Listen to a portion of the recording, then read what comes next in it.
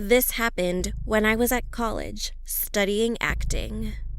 I exercised regularly, doing yoga, tennis, and most of all, running. My favorite places to run were on the beach and in the woods as I loved nature and being alone. All my friends had boyfriends, and I was single at the time, so I felt a little lonely. One day, after I logged onto Instagram and saw that someone had sent me a message, I checked out his profile. His name was Mason. According to his bio, he was a football player at a college near mine. His photos consisted of him playing football, hanging with his friends, and he had a muscular build but also a little bit chubby.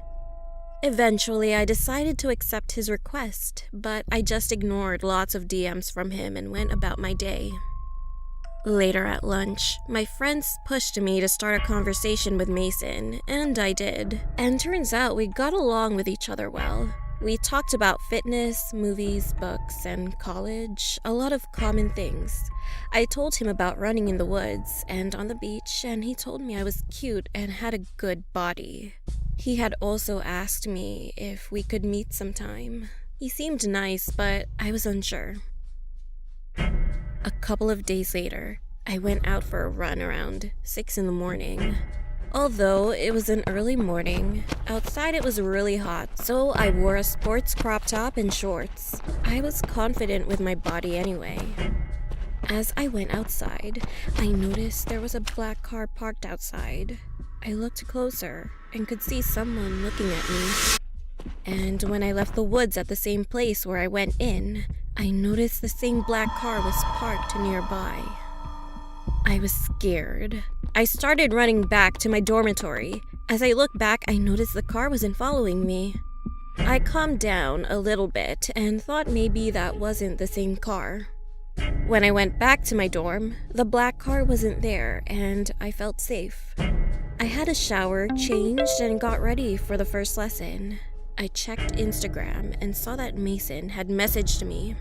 He told me he wanted to wrestle me. I thought nothing of it and just texted back, "Sounds fun," with a winky face. As I was just about to leave my dorm for the first lesson, he messaged me again, asking to meet me at his dorm at his college and that he wanted to meet me because he loved me.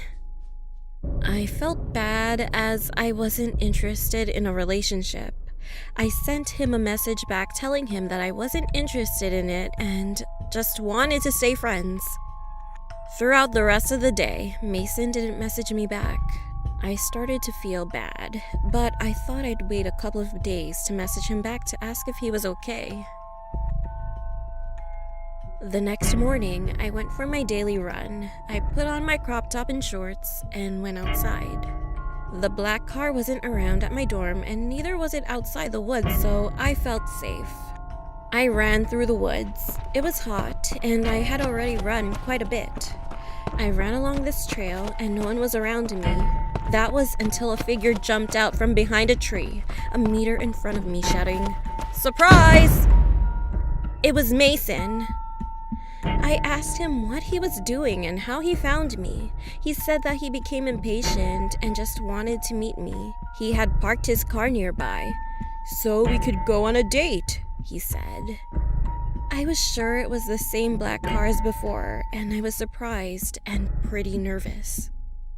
I told him it was a little weird to just surprise me like this, but he ignored me and walked up close to me. He told me I was so pretty, and he touched my cheek. I felt uncomfortable and told him, "Sorry, Mason. You're a nice guy, but I'm not interested in a relationship." I tried to push him away, telling him to leave me alone. And that's when he wrapped his arms around my waist and started squeezing me. He was very strong, and it was so tight, it hurt a lot. I told him to get off of me and tried to push him off again, but he was so much stronger than me. He squeezed much tighter. I was in pain and couldn't breathe. I couldn't even shout for help. Mason started trying to kiss and even lick me as he was crushing me. I kept on struggling. Eventually, I felt myself passing out as I was dizzy and started to black out. In desperation, I bit down on Mason's nose and scratched at his eyes. He said, "Let go of me, bitch," and pushed me down as he held his face. As I got my breath back, I got up and started sprinting out of the woods. Finally, I got to college and told my friends what happened, and then explained it to the police. I wanted to press charges and a restraining order on him. They told me they'll investigate it as soon as possible.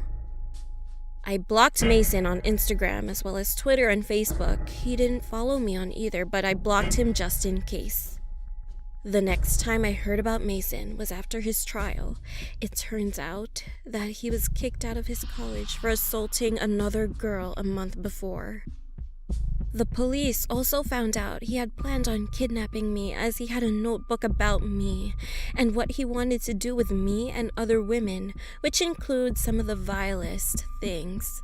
How he wanted to kill women in several different ways and violate the bodies afterward. He even wrote at length about how he wanted to squeeze a woman to death with his arms. I threw up when I found out. Though it may sound unlikely, it is possible to murder someone by squeezing them hard and long enough, preventing them from breathing and causing asphyxiation. Considering how strong he was and how small I am, I'm certain he could have killed me. As far as I know, he's still in prison or in a mental institution. Good riddance. After what happened, I started training in martial arts and started lifting weights. I've never spoken to people I don't know on social media, and I never went into the woods alone again. Sometimes I still think about what happened to me and how it could have ended differently. I do not doubt that Mason could have squeezed me to death. What I want to know is what he would have done with me afterwards.